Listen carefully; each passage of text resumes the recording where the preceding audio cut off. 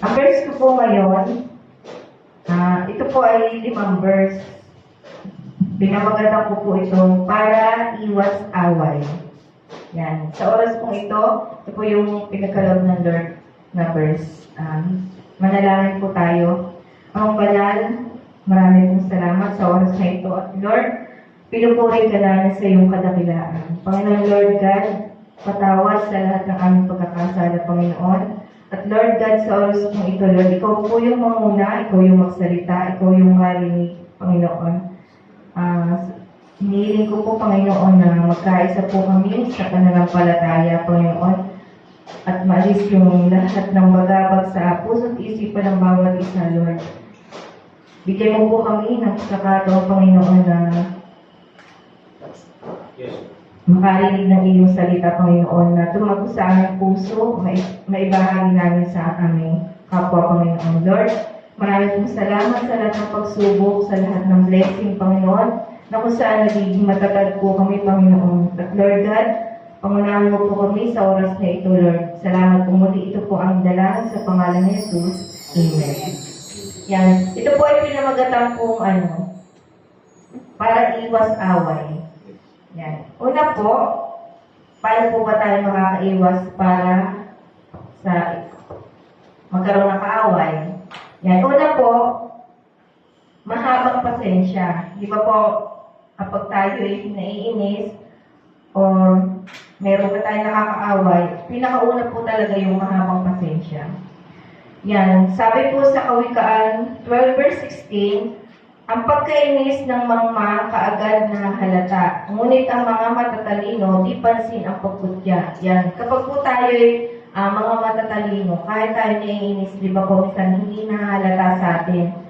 Pero kapag po yung mga wala pa sa Panginoon, kapag po sila ay nainis, napapansin ka agad. Yan. Ang matalino ay tahimik kapag tinutukso. Yan. Yan po yung una, kailangan po natin ng mahabang pasensya. Pangalawa po, makinig bago ang react. Hindi ko po minsan nauna yung react bago pakinggan yung nagsasalita o bago pakinggan yung mga paliwanag. Sabi po sa Santiago 1:19, mga kapatid, kung minamahal, unawain ninyo ito. Maging alisto kayo sa pakikinig, dahan-dahan sa pagsasalita at huwag kaagad magagalit. Pero ang nangyayari po sa ngayon, hindi po ganito. Kabaligtaran po ang nangyayari. Sabi, mabilis makinig, mabagal magalit. Kailangan po natin mabilis makinig, pero mabagal magalit. Minsan hindi po natin talaga ito nagagawa. Mas nauna pang mabilis magalit kaysa mabagal makinig. Ang pangatlo po naman, magdasal para sa kapwa. Minsan hindi natin ito nagagawa, lalo na kapag kaaway natin o kagalit natin, talagang pinagpe-pray natin pero sa masama.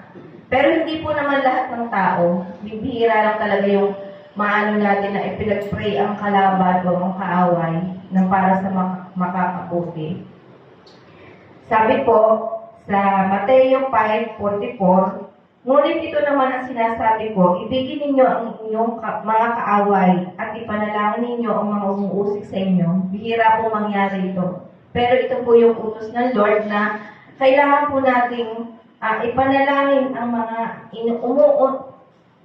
mga umiinsulto sa atin.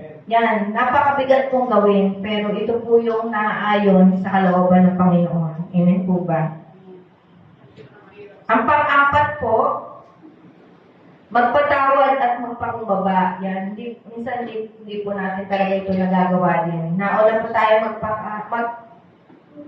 magmataas kumpara tayo ay siyempre sa mga kaaway, pag nauna po yung galit, talagang natin yung pagmamataas natin. Sabi po sa Ephesians 4 verse 32, sa halip maging mabait kayo at maawain. Magpatawad kayo sa isa't isa tulad ng pagpapatawad sa inyo ng Diyos dahil kay Kristo. Hindi po natin ito nagagawa. Kahit hindi po natin amin sa ating mga sarili. Minsan po talaga, matagal tayo bago magpatawad or nauna sa atin yung pagmamataas. Yan, magpatawad kayo at magpakumbaba gaya ng pagpapatawad ng Diyos sa inyo. Yan, minsan po sinasabi po natin, Diyos siya kaya magagawa niya lahat. tayo tao, kaya hindi natin magagawa ang ganong kagaya ng Diyos. Pero ang sinasabi ng Lord, tularan natin siya kung gaano siya nagpakumbaba at nagpatawad siya, ganon din tayo. Sabi nga po, ang Diyos ay mas nakakapagpatawad kumpara tayo pa na kanyang nilalamlan. Amen po ba?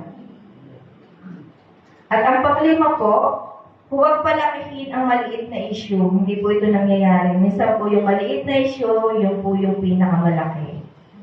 Yan, sabi po sa Kawikaan 20 verse 3, ang marangal na tao, ang tao ay umiiwas sa kaguluhan, ngunit ang gusto ng mamang ay laging pag-aaway.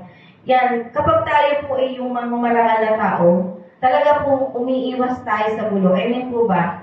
Pero kapag yung wala sa Panginoon, sa mga kaunting alitan, kaunting issue pinalalaki, talagang kahit na maraming tao, kung saan man magdating, natuloy yung talagang ipakikita natin kung gano'n tayo katagsik kapag tayo galit. Pero sabi ng Lord, kapag tayo nasa Panginoon na, kailangan natin magpigil. Kailangan natin magsakripisyo. Yung galit natin minsan, di ba?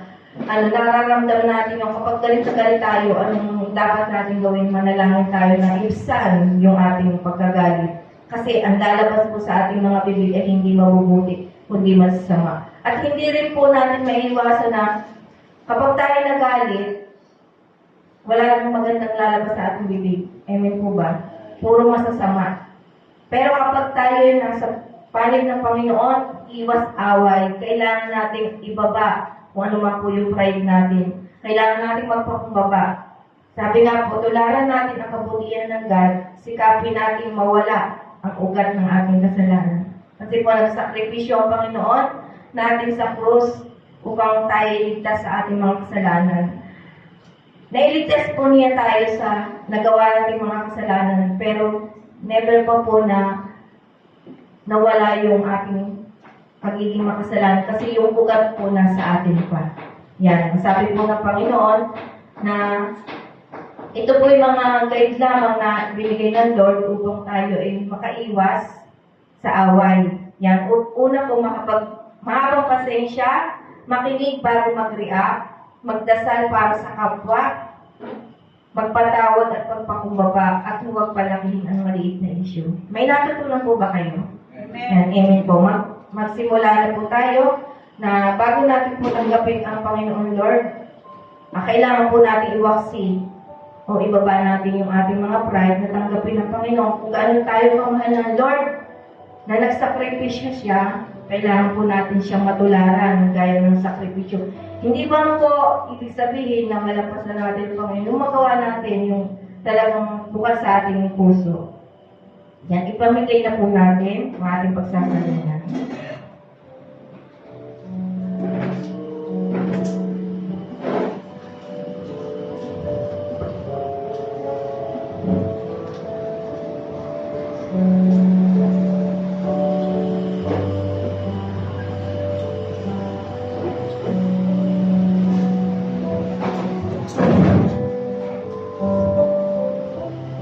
Sabi ko sa 1 Corinto 11:23-25, ito ang katuroang tinanggap ko sa Panginoon at ibinibigay ko naman sa inyo.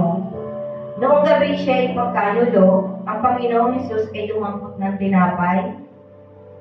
Nagpasalamat at pinagpira-piraso iyon at sinabi, ito ang aking katawan na inihahandog para sa inyo. Gawin ninyo ito bilang pagkaalaala sa akin.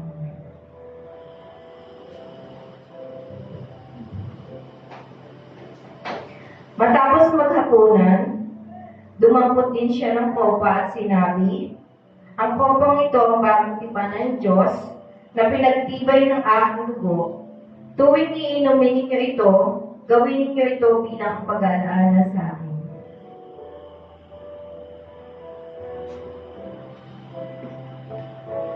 Amang Banal, salamat po muli sa pagtanggap mo sa amin, Panginoon. At Lord God, sa oras pong ito, Panginoon, nawa magkaroon kami ng sakripisyo, Panginoon, upang muli ay makamit namin, Panginoon, ang iyong kaligtasan, Panginoon. Lord, alisin mo